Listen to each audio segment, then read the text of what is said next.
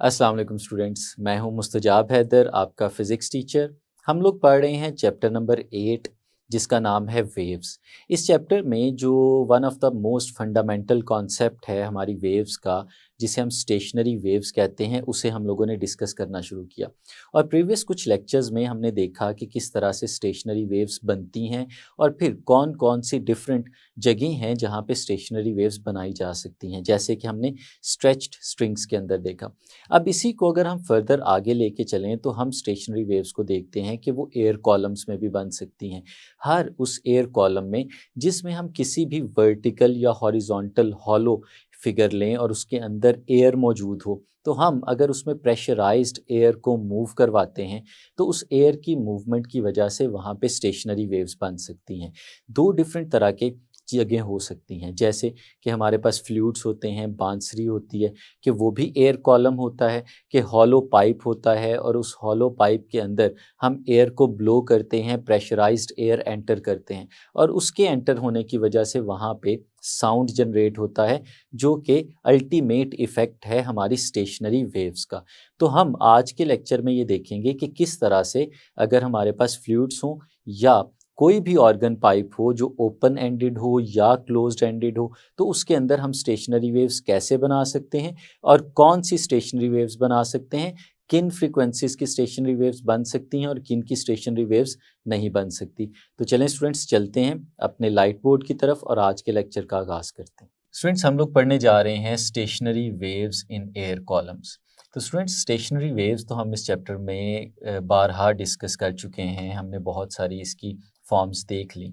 अब जो नई चीज़ हमारे पास आ रही है वो है एयर कॉलम्स। हमने ये देखना है कि स्टेशनरी वेव जब एयर कॉलम के अंदर बनती है तो वो किस तरह से बनती है। स्टूडेंट्स, सबसे पहले तो हमें पता होना चाहिए कि एयर कॉलम क्या होता है, और वो स्टूडेंट्स जो इस लेक्चर के लिए हमें ज्वाइन कर रहे हैं उन्हें ये भी पता होना चाहिए कि स्टेशनरी वेव्स क्या होती हैं। तो हम एक लाइन में स्टेशनरी वेव्स को डिस्क्राइब करके आगे चलते हैं। हमने पढ़ा था कि जब दो वेव्स इस तरह की हों कि उनकी फ्रीक्वेंसी सेम हो और वो ऑपोजिट डायरेक्शन में ट्रैवल कर रही हों, तो सेम फ्रीक्वेंसी की वेव्स ऑपोजिट डायरेक्शन में ट्रैवल करते हुए जब सुपर इम्पोज करती हैं, ओवरलैप करती हैं, तो एक रिजल्टेंट वेव बनती है। जो रिजल्टेंट वेव इस तरह की होती है कि उसमें कुछ points permanently zero displacement show कर रहे होते हैं और कुछ पॉइंट्स ऑसिलेट कर रहे होते हैं। इस तरह की वेव को हम लोग स्टेशनरी वेव का नाम देते हैं। तो स्टूडेंट्स, ये स्टेशनरी वेव्स बन सकती हैं एयर कॉलम्स के अंदर। अब एयर कॉलम किसे कहते हैं? हमें पता है कोई भी चीज़ जो अंदर से हॉलो होती है और बिल्कुल स्ट्रेट होती है, हम उसे कॉलम का नाम देते हैं। जैसे कि यहाँ पे आपको नज़र आ रहे हैं, आप इनको समझें कि ये आपके पास एक पाइप का क्रॉस सेक्शन आपको दिखाया जा रहा है कि जिसको लेटरली हमने क्रॉस किया हुआ है, तो ये एक पाइप है जिसको हम कॉलम का नाम दे सकते हैं। तो ये जो कॉलम हमें यहाँ पे नज़र आ रहा है, इस कॉलम के अंदर खाली जगह है और अगर खाली जगह को हम अपने एनवायरनमेंट के अंदर रखेंगे तो उसके अंदर एयर फिल आउट हो जाती है। तो ये अगर आपके पास एक पाइप है तो उस पाइप के अंदर जब एयर फिल आउट हो जाएगी तो हम उसे कहेंगे कि ये एयर का एक कॉलम बन गया है। तो स्टूडेंट्स, कोई भी आपके पास अगर पाइप मौजूद हो जो अंदर से खाली हो और उसके अंदर एयर मौजूद हो, तो हम उसे कहेंगे कि वो एयर का एक कॉलम है। तो स्टूडेंट्स, एयर के कॉलम्स के अंदर स्टेशनरी वेव्स बन सकती हैं। किस तरह से? कि जब हम उसके अंदर प्रेशर को यूज़ करते हुए एयर को मूव करवाते हैं। तो एयर मूवमेंट के दौरान जो एयर के मॉलिक्यूल्स होते हैं वो ऑसिलेट करते हैं और उनकी ऑसिलेशन की वजह से वहाँ पे स्टेशनरी वेव्स जनरेट हो जाती हैं। तो स्टूडेंट्स, इसी तरह की एक चीज़ जिसके अंदर हम स्टेशनरी वेव्स यूजिंग एयर बना सकते हैं, हम उसे नाम देते हैं ऑर्गन पाइप का।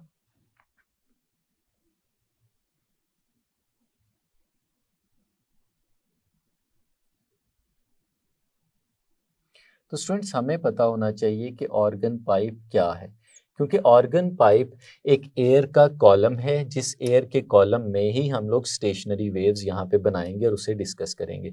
तो स्टूडेंट्स, आपके सामने इसको डिफाइन करते हैं, ऑर्गन पाइप क्या है। Organ pipe is a it is a wind instrument.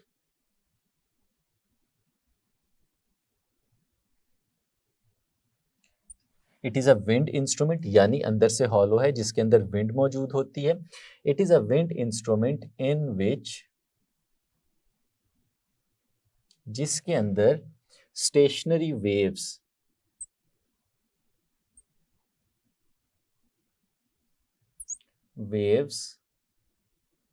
Are setup,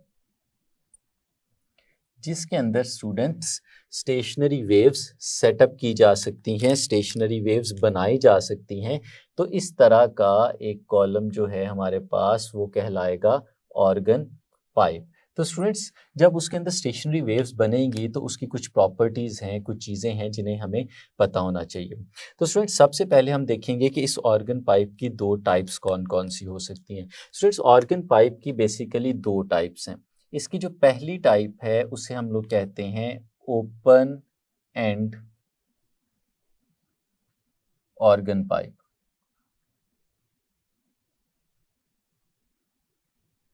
और स्टूडेंट्स इसकी जो दूसरी टाइप है उसे हम लोग नाम देते हैं क्लोज्ड एंड।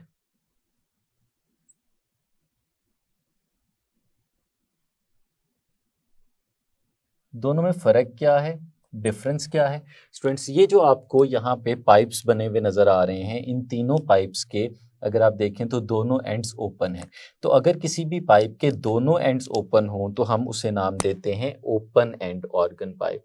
और अगर कोई पाइप इस तरह का हो कि उसका एक एंड ओपन हो और एक एंड उसका क्लोज हो तो फिर स्टूडेंट्स उसे हम लोग नाम देते हैं क्लोज्ड एंड ऑर्गन पाइप। इस लेक्चर के फर्स्ट पार्ट के अंदर तो हम लोगों ने ओपन एंड ऑर्गन पाइप को ही डिस्कस करना है, हमने इन पाइप्स को देखना है जिसके दोनों एंड्स ओपन हैं। तो स्टूडेंट्स हम डिस्कस करना शुरू करते हैं और एक एक करके इसको इलेबोरेट करते हैं, फर्दर एक्सप्लेन करते हैं। पहली चीज़ स्टूडेंट्स, जब भी हमारे पास किसी भी एयर कॉलम के अंदर स्टेशनरी वेव सेटअप होंगी तो हमारे पास उसके वो एंड जो कि ओपन है, उस एंड पे हमेशा स्टेशनरी वेव का एंटी नोड बनेगा। क्यों एंटी नोड बनेगा स्टूडेंट्स? क्योंकि उस जगह पे एयर के मॉलिक्यूल्स के पास रूम है ऑसिलेट करने का, उन्होंने बाहर निकल जाना है उस ओपन एंड से। तो अगर कहीं पे भी ओपन एंड मौजूद होगा तो उस ओपन एंड पे हमेशा एंटी नोड बनेगा, और जो क्लोज्ड एंड हमारे पास होता है वहाँ पे हमेशा नोड बनेगा। तो स्टूडेंट्स अगर इस एयर कॉलम की बात करें, यहाँ पे अगर हम प्रेशराइज्ड एयर इसके अंदर डालते हैं तो इसके अंदर भी हमारे पास स्टेशनरी वेव सेटअप होंगी, और जो स्टेशनरी वेव सेटअप होती हैं वो डिफरेंट मोड्स की सेटअप हो सकती हैं। ये डिपेंड करेगा कि हमने कितनी स्पीड के साथ, कितनी जो प्रेशर है उसके साथ उसके अंदर एयर को इंजेक्ट किया होगा, एयर को भेजा होगा। जैसे इसकी अगर एक जनरल एग्जांपल लें तो जो हमारे पास फ्लूइड होती है, जैसे ऑर्गन पाइप है, इसी तरह बांसुरी होती है। बांसुरी में भी आप एयर को इंजेक्ट करते हैं, प्रेशर से अंदर भेजते हैं और हमें डिफरेंट तरह के साउंड सुनाई देते हैं। और उन्हीं साउंड्स में अगर आप देखते हैं कि बांसुरी के ऊपर वाले हिस्से के ऊपर जहाँ से आपने फिंगर्स रखी होती हैं, उन फिंगर्स को प्लेस करके उसके जो ओपन एंड्स हैं उनको क्लोज करते हैं, तो उनके क्लोज होने से जो उसमें से साउंड जनरेट हो रहा है वो साउंड चेंज होना शुरू हो जाता है। वो किस वजह से चेंज होता है? वो इस वजह से चेंज होता है कि जब भी आप किसी ओपन एंड को क्लोज करेंगे तो अगर वहाँ पे पहले एंटी नोड बन रहा था तो अब क्लोज होने की वजह से वो एंटी नोड उस जगह पे नहीं बनेगा, तो जो साउंड हमारे पास जनरेट होगा वो साउंड चेंज हो गया होगा, वो साउंड बदल गया होगा। तो स्टूडेंट्स इसको देखें कि ये हमारे पास एक ये है ऑर्गन पाइप, जिस ऑर्गन पाइप की लेंथ अगर मैं यहाँ पे आपको बताऊं तो इस पॉइंट से लेके इस पॉइंट तक, इसकी लेंथ को स्टूडेंट्स हम लोग रिप्रेजेंट करते हैं स्मॉल एल के साथ, और इसके अंदर स्टेशनरी वेव्स बनेंगी। और उन स्टेशनरी वेव्स में सबसे पहले जो यहाँ पे बनने जा रही है वो फर्स्ट मोड की स्टेशनरी वेव है।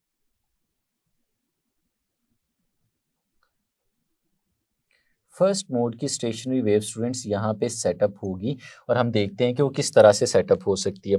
तो स्टूडेंट्स इसमें जो स्टेशनरी वेव बनेगी, मैंने बताया कि जो ओपन एंड है वहाँ पे हमेशा एंटी नोड बनना है। तो स्टूडेंट्स यहाँ पे जो स्टेशनरी वेव बनेगी वो दो वेव्स की ओवरलैपिंग की वजह से बनेगी, जिसमें ये एक वेव मैं आपको सॉलिड फॉर्म में दिखा रहा हूँ, और ये स्टूडेंट्स हमारे पास एक वेव नज़र आ रही है जो कि डॉटेड फॉर्म में नज़र आ रही है। तो स्टूडेंट्स ये दो वेव्स हैं जो ओवरलैप होती हैं और उनकी ओवरलैपिंग की वजह से यहाँ पे स्टेशनरी वेव बनती है।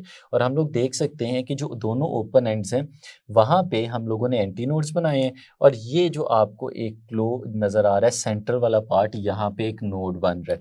तो इस केस में ये जो हमें यहाँ पे पहली फिगर नज़र आ रही है, इसमें जो स्टेशनरी वेव सेटअप हुई है उस वेव के अंदर एक यहाँ पे नोड है और दो हमें यहाँ पे एंटी नोड नज़र आ रहे हैं। तो स्टूडेंट्स इसे हम लोग नाम देते हैं फर्स्ट मोड का, कि जिसके अंदर हमें सिर्फ सिंगल नोड नज़र आ रहा हो और दो एंटी नोड नज़र आ रहे हो। तो इस तरह की वेव जो सेटअप होती है हम उसे फर्स्ट मोड का नाम देते हैं। तो स्टूडेंट्स अगर हम अपने प्रीवियस नॉलेज को यहाँ पे वापस लेके आएँ और याद करें कि अगर आपके पास एक नोड और एक एंटी नोड मौजूद हो और आपने उनके दरमियान फासला देखना हो तो वो कितना होता है। तो स्टूडेंट्स हमने पिछले लेक्चर्स में सीखा था कि एक नोड और एक एंटी नोड के दरमियान जो फासला होता है वो λ/4 के बराबर होता है, एक वेवलेंथ का 1/4 होता है। तो स्टूडेंट्स अगर यहाँ पे हम उसे प्लॉट करें तो ये एक एंटी नोड है और इसके साथ यहाँ पे ये हमें नोड नज़र आ रहा है। तो एक नोड और एंटी नोड के दरमियान ये जो डिस्टेंस है ये λ/4 के बराबर होता है। इसी तरह से यहाँ से लेके यहाँ तक अगर हम चलते हैं तो ये भी डिस्टेंस है और ये भी किसके बराबर है, ये भी स्टूडेंट्स λ/4 के बराबर है। तो इस केस में अगर फिर हम यहाँ पे देखें तो हमारी जो लेंथ इधर नज़र आ रही है स्टूडेंट्स, ये लेंथ 2 टाइम्स ऑफ λ/4 के बराबर होनी चाहिए। तो स्टूडेंट्स इसे इस तरह से लिखा जा सकता है L is equal to 2 times of λ/4। और स्टूडेंट्स लैम्डा के साथ हम यहाँ पे लगा देते हैं 1, क्योंकि ये हमारे पास फर्स्ट मोड को रिप्रेजेंट कर रहा है। और स्टूडेंट्स अगर हम इसे सिंप्लीफाई करें और ये कैंसिल आउट हो तो हम इसको इस तरह से भी लिख सकते हैं कि जो रीअरेंज करने के बाद λ1 डिवाइडेड बाय 2, ये 2 और 4 कैंसिल आउट होंगे और ये आंसर हमें मिल जाएगा। और फिर स्टूडेंट्स यहाँ से अगर हम लोग कैलकुलेट करना चाहें अपने λ1 की वैल्यू, तो 2 यहाँ पे डिवाइड हो रहा है, दूसरी तरफ जाके लेंथ से मल्टीप्लाई हो जाएगा, तो हमारे पास जो λ1 की वैल्यू यहाँ पे आएगी स्टूडेंट्स वो इक्वल होगी 2 टाइम्स ऑफ L। तो ये हमने यहाँ पे λ1 कैलकुलेट कर लिया जो कि फर्स्ट मोड की वेवलेंथ को रिप्रेजेंट कर रहा है।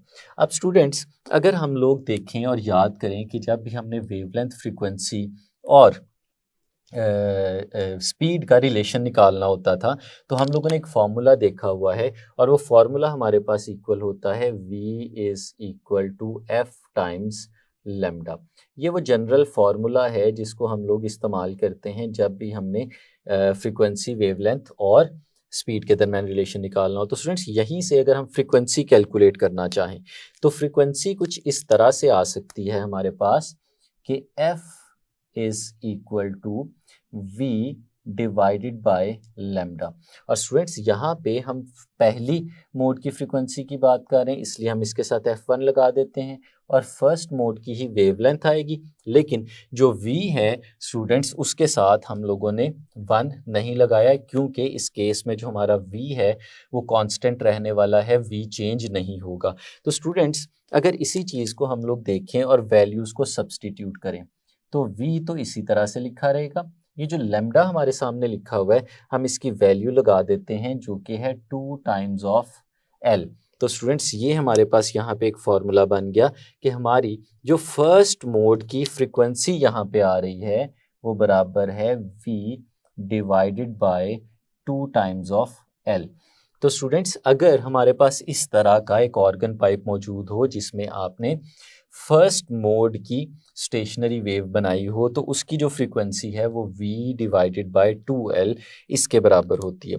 तो स्टूडेंट्स अगर इसी चीज़ को हम आगे देखें और हम कहते हैं कि हम इसके अंदर एक और स्टेशनरी वेव बनाते हैं लेकिन उस स्टेशनरी वेव की जो फ्रीक्वेंसी है वो डिफरेंट होती है और उसके अंदर बनने वाली जो वेवलेंथ है वो भी डिफरेंट होती है, तो वो किस तरह से हम लोग यहाँ पे बना सकते हैं। लेट्स सपोज हम डबल मोड की बात करते हैं, सेकंड मोड की बात करते हैं, तो वहाँ पे जो हमारे पास वेव बनती है स्टूडेंट्स वो हम कुछ इस तरह से बना देते हैं।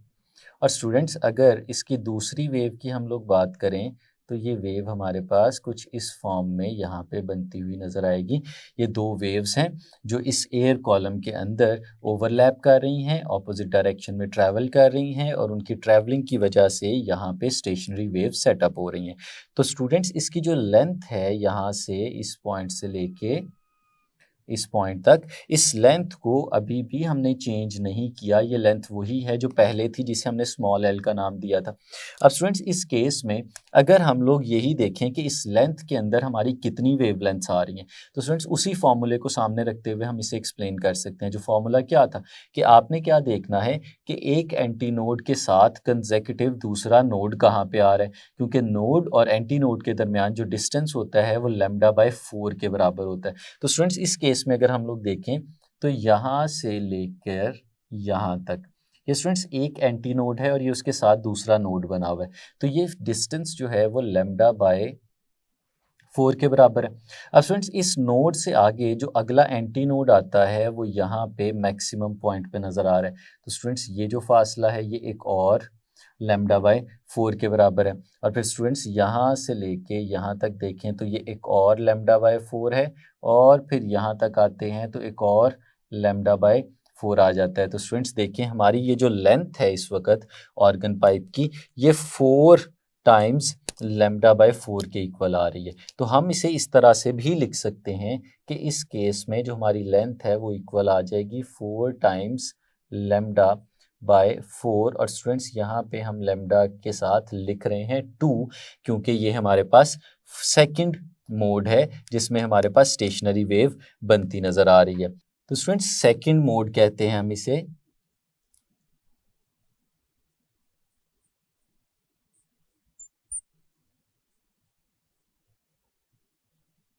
ये हमारे पास सेकंड मोड ऑफ वाइब्रेशन आ जाता है जो स्टेशनरी वेव इसके अंदर इस्टेब्लिश हुई है उसका।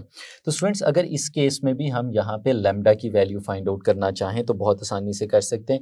ये 4 और 4 कैंसल आउट हो जाएगा और स्टूडेंट्स यहाँ पे हमारे पास जो λ2 है वो इक्वल आ जाएगा L के, एग्जैक्टली L के इक्वल आ जाएगा।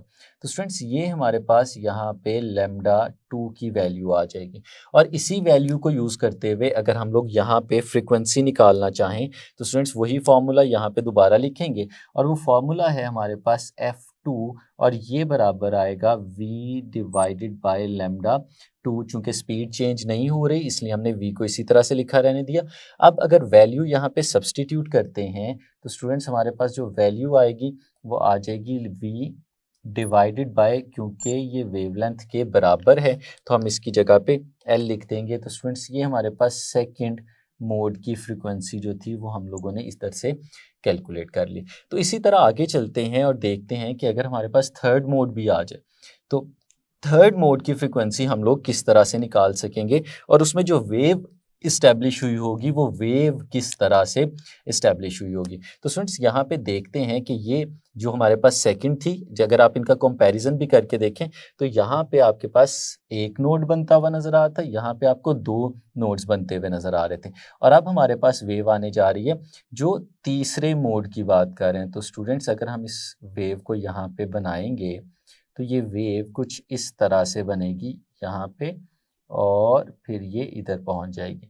और स्टूडेंट्स अगर इसकी कॉरिस्पॉन्डिंग दूसरी ओवरलैप करती हुई वेव भी हम लोग इसके साथ में इस्टेब्लिश करें तो वो स्टूडेंट्स कुछ इस फॉर्म में हमें बनती हुई नज़र आएगी। और अगर आप देखते हैं तो यहाँ पे हमें 1, 2 और 3 नोड्स बनते हुए नज़र आ रहे होंगे स्टूडेंट्स। तो अगर सिंगल नोड बन रहा है तो वो फर्स्ट मोड है, अगर 2 नोड्स बन रहे हैं तो वो सेकंड मोड है और अगर 3 नोड्स बन रहे हैं तो स्टूडेंट्स फिर वो हमारे पास होगा थर्ड मोड।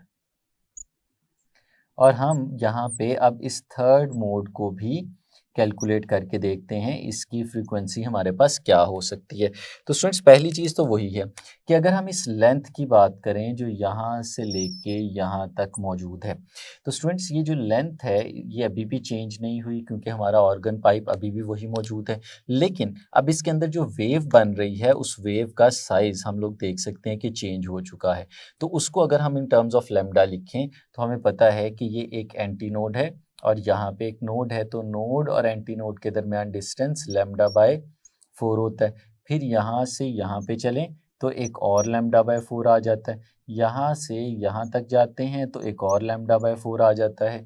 तो स्टूडेंट्स इसी तरह से चलते चले जाएं, हर नोड और एंटी नोड के दरमियान अगर हम डिस्टेंस लेते जाएं तो वो सारे डिस्टेंस लैम्डा बाय 4 के बराबर आते हैं। तो स्टूडेंट्स यहाँ पे अगर हम देखें तो 1 2 3 4 5 एंड 6 लैम्डा बाय 4 के बराबर आ रही है हमारी लेंथ।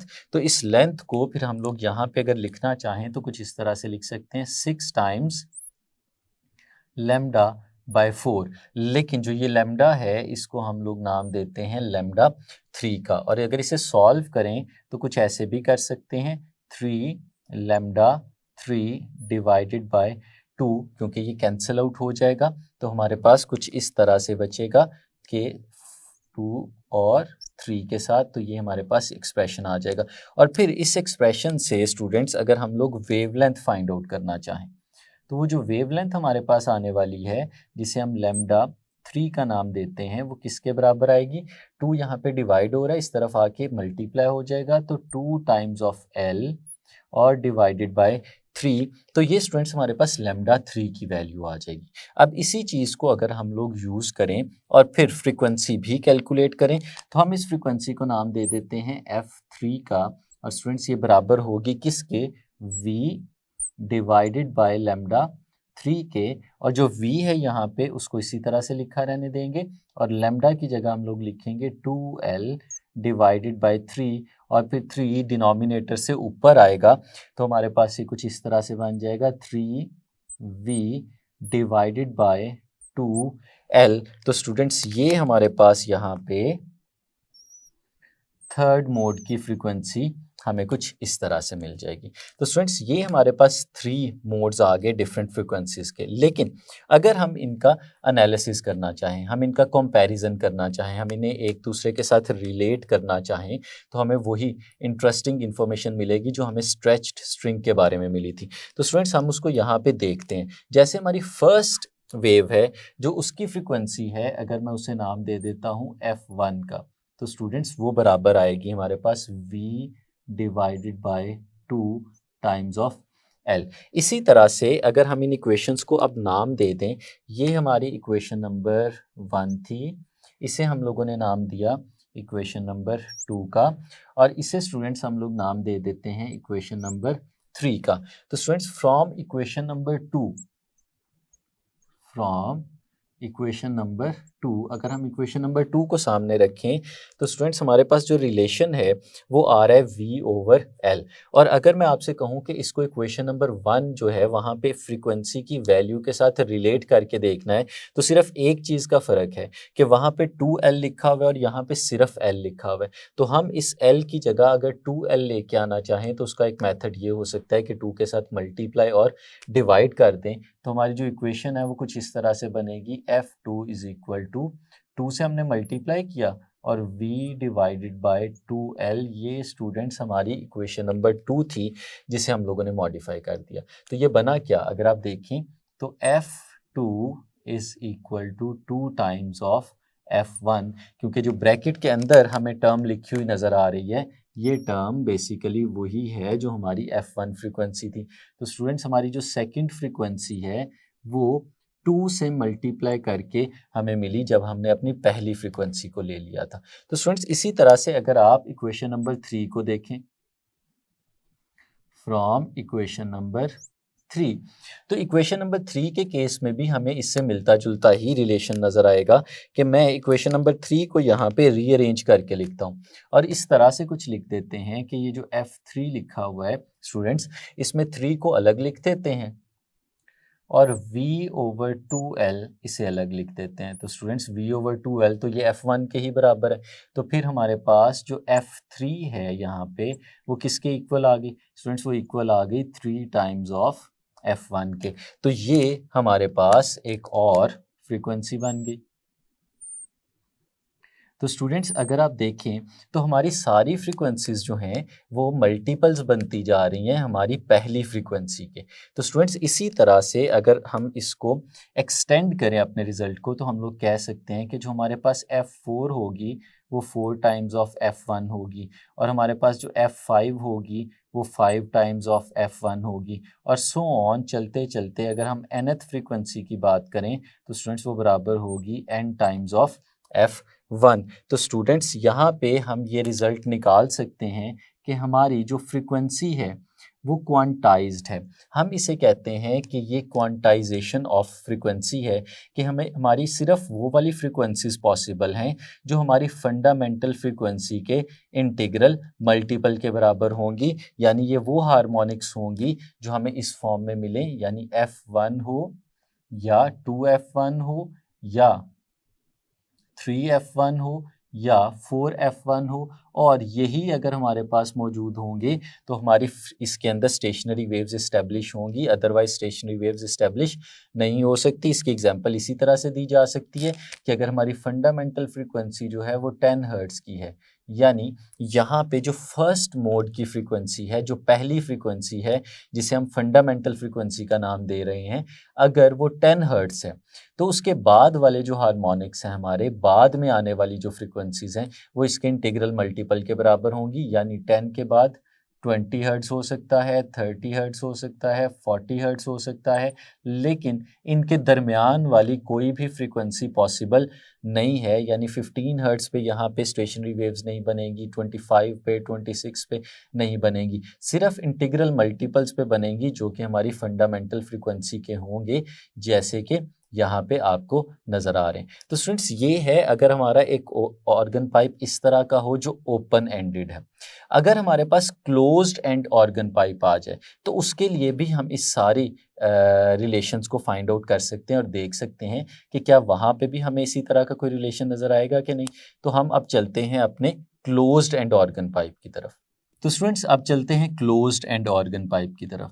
जैसे आप ये देख रहे होंगे कि हमने अब ये जो 3 पाइप्स यहाँ पे आपके सामने ड्रॉ किए हैं, इनका एक एंड ओपन है और एक एंड क्लोज्ड है। तो इस तरह का ऑर्गन पाइप जिसका एक एंड क्लोज्ड हो, ना कि दोनों एंड्स क्लोज्ड हो, तो हम उसे नाम देते हैं open closed end organ pipe, और जिसके दोनों एंड्स जो थे वो ओपन थे वो ओपन एंडेड ऑर्गन पाइप कहला रहा था। अब जिस तरह से हमारे एक ओपन एंड ऑर्गन पाइप के अंदर स्टेशनरी वेव्स बन सकती हैं, बिल्कुल उसी तरह से इसके अंदर भी स्टेशनरी वेव्स बन सकती हैं। जैसे वहाँ पे फर्स्ट मोड बनता था, सेकंड मोड बनता था, थर्ड मोड बनता था, वही यहाँ पे भी हम डिस्कस करेंगे और फिर कंपैरिजन करके देखेंगे उसके साथ कि वहाँ पे और यहाँ पे बेसिक डिफरेंस किस जगह पे आता है और किस चीज़ का आता है। तो स्टूडेंट्स ये देखें, हमारे पास ये ऑर्गन पाइप है यहाँ पे जिसका एक एंड क्लोज्ड है, और इसकी जो लेंथ है वो यहाँ से लेके यहाँ तक, हम इस लेंथ को नाम दे देते हैं स्मॉल एल का। और फिर स्टूडेंट्स इसमें जो बनने वाली वेव है अगर हम उसे देखें तो जैसे हमने इस लेक्चर के स्टार्ट में डिस्कस किया था कि जिस भी जगह पे ओपन एंड होगा वहाँ पे एंटी नोड बनेगा, और जहाँ पे भी क्लोज्ड एंड होता है वहाँ पे हमारे पास नोड बनता है। तो इसके अंदर अगर हम बनने वाली स्टेशनरी वेव को देखते हैं तो इस एंड पे जहाँ पे वो क्लोज्ड है यहाँ पे हमेशा हमारे पास नोड बनता हुआ नजर आएगा। तो जो दो वेव्स इसमें ओवरलैप कर रही हैं उनका एक हिस्सा यहाँ पे दिखाते हैं, जो स्मॉलेस्ट वेव इसके अंदर पॉसिबल है स्टूडेंट्स वो कुछ इस तरह से बनेगी। ये आपको एक वेव नज़र आ रही है और ये डॉटेड फॉर्म में आपको दूसरी वेव यहाँ पे बनती हुई नज़र आ रही है, जिसमें एक एंड पे आपको ओपन हिस्सा नज़र आ रहा होगा और दूसरा एंड जो है वो क्लोज नज़र आ रहा है, यानी यहाँ पे इस जगह पे ये हमारा एंटी नोड बना हुआ है, और ये वाला जो एंड हमें जहाँ पे दोनों पॉइंट्स मिल रहे हैं ये स्टूडेंट्स हमारे पास यहाँ पे नोड बना हुआ है। तो स्टूडेंट्स एंटी नोड और नोड यहाँ पे हमें नज़र आ रहे हैं, और अगर हम बात करें उस प्रीवियस नॉलेज की जिसमें हमने देखा था कि नोड्स और एंटी नोड्स के दरमियान क्या फ़र्क होता है, तो हम यहाँ पे अप्लाई कर सकते हैं। हमें पता है कि एक नोड और उससे करीब तरीन एंटी नोड के दरमियान अगर फासला देखा जाए जैसे यहाँ पे नज़र आ रहा है तो ये स्टूडेंट्स बराबर होता है लैम्डा बाय 4 के। तो स्टूडेंट्स इस केस में फिर हमारी ये जो लेंथ है ये तो लैम्डा बाय 4 के बराबर आ रही है। तो स्टूडेंट्स हम लोग इसे इस तरह से लिख सकते हैं कि L is equal to lambda by 4, लेकिन यहाँ पे लैम्डा के सबस्क्रिप्ट के अंदर हम लोग 1 लिख रहे हैं क्योंकि ये हमारे पास फर्स्ट मोड है एक क्लोज्ड एंड ऑर्गन पाइप के लिए। तो स्टूडेंट्स हम लोग इसे लिख देते हैं यहाँ पे कि ये हमारे फर्स्ट मोड की फ्रीक्वेंसी की कैलकुलेशंस हैं, फर्स्ट मोड।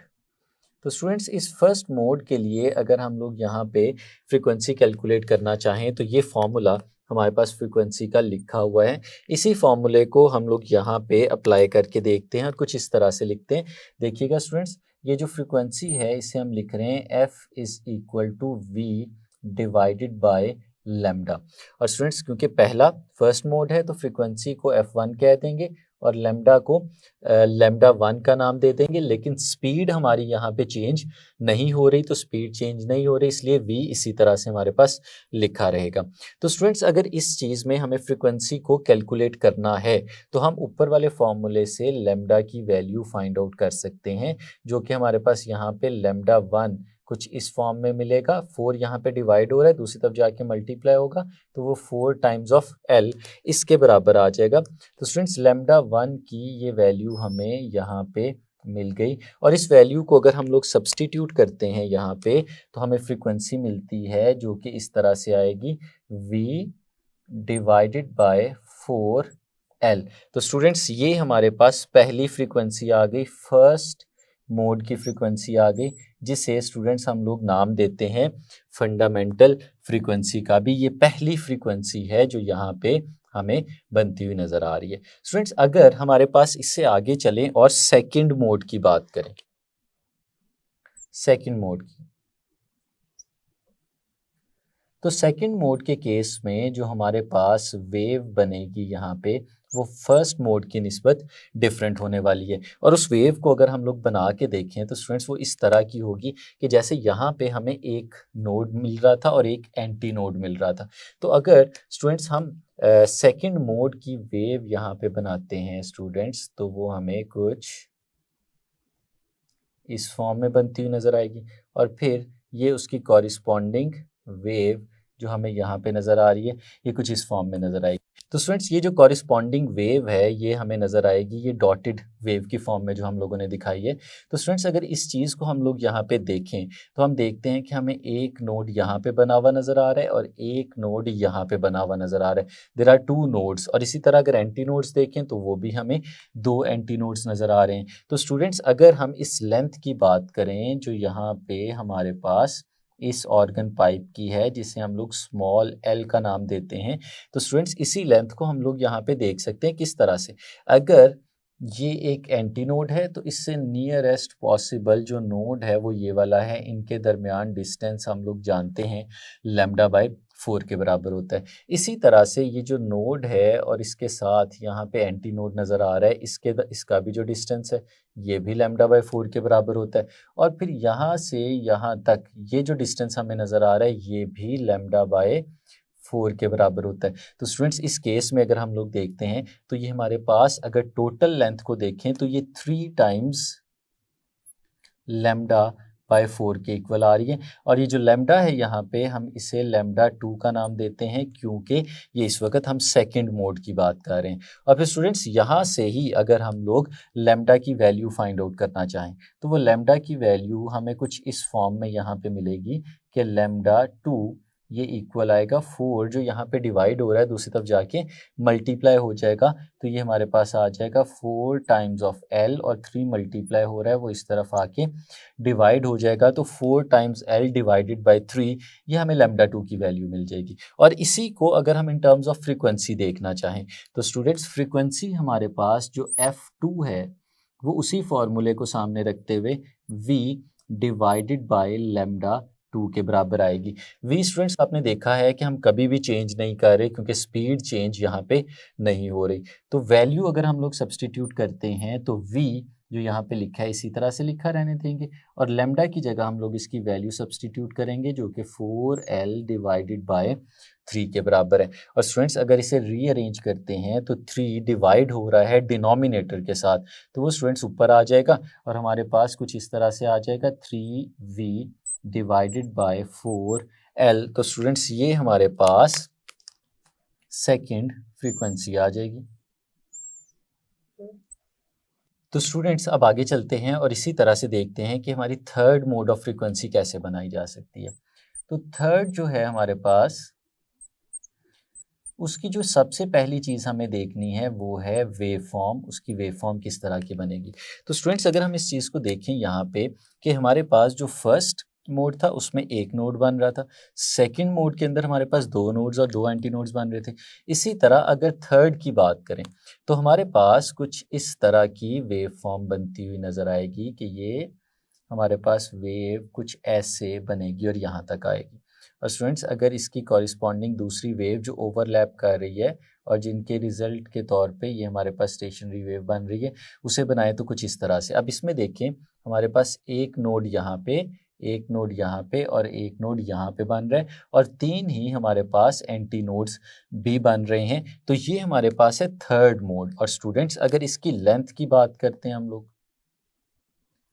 तो इस पॉइंट से लेके इस पॉइंट तक ये है हमारे पास लेंथ इस ऑर्गन पाइप की, जो कि चेंज नहीं हो रही, सिर्फ इसके अंदर बनने वाली जो वेव है उसकी वेव लेंथ बदलती जा रही है। तो स्टूडेंट्स अगर हम देखें तो ये एक नोड एंटी नोड है और इसके साथ जो नियरेस्ट नोड है वो यहाँ पे लिखा हुआ है। इसी तरह से ये हमारे पास नोड है और इसके साथ ये एंटी नोड है।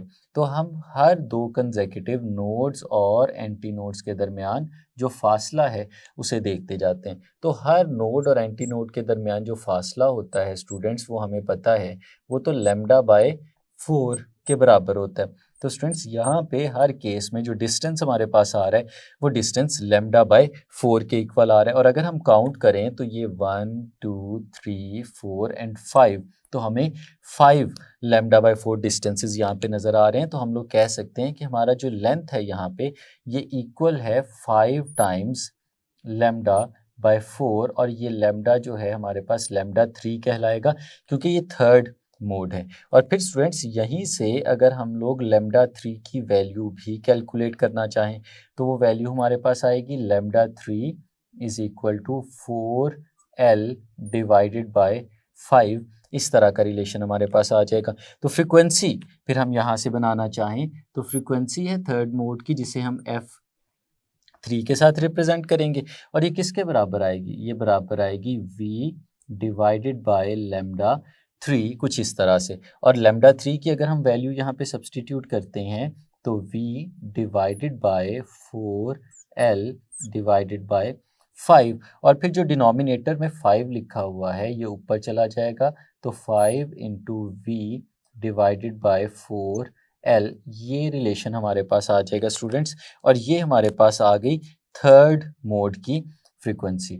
अब स्टूडेंट्स अगर हम इन तीनों फ्रीक्वेंसीज को रिलेट करना चाहें तो हम इन्हें भी नंबर दे देते हैं। लेट्स सपोज स्टूडेंट्स ये हमारे पास पहली फ्रीक्वेंसी है, इसे इक्वेशन नंबर 1 कह देते हैं, इसे हम लोग नाम दे देते हैं इक्वेशन नंबर 2 का और फिर इसे हम लोग नाम दे देते हैं इक्वेशन नंबर 3 का।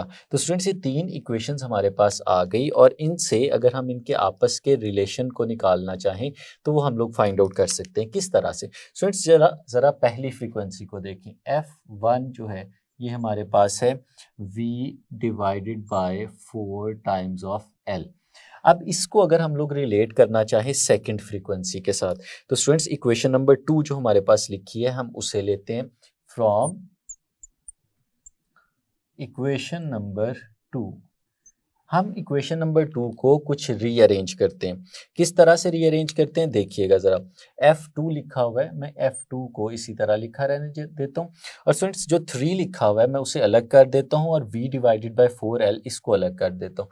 तो ये रिलेशन कुछ इस तरह से बनेगा 3 into V divided bye 4L। तो स्टूडेंट्स ये जो ब्रैकेट के अंदर लिखी हुई वैल्यू हमें नज़र आ रही है ये तो वही वैल्यू है जो हमारी फंडामेंटल फ्रीक्वेंसी की थी। तो इसको अगर अंदर सब्सटीट्यूट करते हैं तो F2 is equal to 3 times of F1। तो स्टूडेंट्स ये हमारे पास एक रिलेशन यहाँ पे बन जाता है जो हमारी सेकंड फ्रीक्वेंसी को, सेकंड मोड की फ्रीक्वेंसी को रिलेट कर रहा है फर्स्ट मोड की फ्रीक्वेंसी के साथ। इसी तरह से अगर हम आगे चलें और अपनी इक्वेशन नंबर 3 को देखते हैं तो फ्रॉम इक्वेशन नंबर 3, अगर इक्वेशन नंबर 3 को देखें तो हम लोग इसी तरह से उसको भी लिख सकते हैं कि इक्वेशन नंबर 3 हमें बताती है कि F3 जो है वो इक्वल है 5 times V over 4 into L, और स्टूडेंट्स V/4L ये तो हमारी फर्स्ट फ्रीक्वेंसी है, तो फिर ये भी बदल गई। F3 हमारे पास इक्वल आ गया 5 टाइम्स ऑफ F1। तो स्टूडेंट्स ये हमारे पास एक और रिलेशन बन गया। अब स्टूडेंट्स इसको अगर आप ओपन एंड ऑर्गन पाइप के साथ कंपेयर करें, तो ओपन एंड ऑर्गन पाइप में हमारे पास जो फ्रीक्वेंसी आ रही थी वो F2 जो था वो 2F1 के बराबर आया था, F3 जो था वो 3F1 के बराबर आया था। तो इसमें देखें ये उस तरह नहीं हो रहा, बल्कि आप इसमें गौर से देखें तो ये हमारे पास ऑड मल्टीपल्स की फॉर्म में आ रहा है।